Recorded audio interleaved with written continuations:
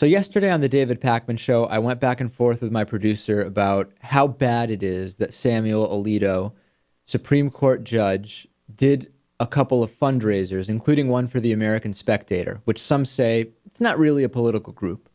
So we looked into this more since yesterday's show, and I have to say, I am now convinced that it is time for Judge Samuel Alito to resign.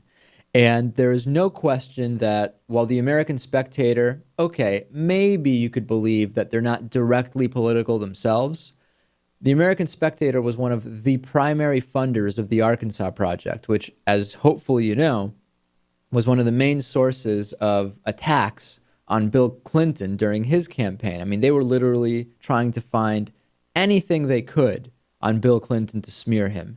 And the question is Samuel Alito violating the basic rules of the Supreme Court by doing this? And we looked into, well, what are the actual rules? And to be honest, the rules for Supreme Court justices, the Code of Conduct, it's much simpler than even the MSNBC donation rules that got Keith Olbermann in trouble. I mean, for once, we actually have clarity when we read these rules. So let's actually go through these. Canon number 5 of the Code of Conduct of the Supreme Court says, a judge should refrain from political activity. Can we really argue that Samuel Alito was not involved in political activity by speaking at these events? At a recent speech, Samuel Alito basically dedicated almost the entire speech to criticizing Joe Biden.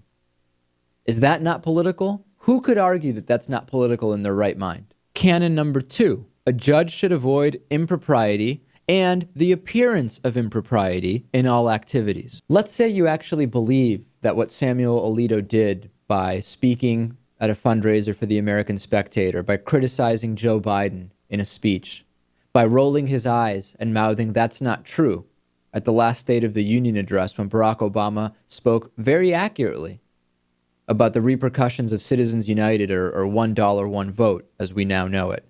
For special interests, including foreign corporations, to spend without limit in our... If you believe that those acts weren't actually improper, Canon number 2 says even the appearance of impropriety. And clearly, many believe that the appearance of impropriety is there with these actions.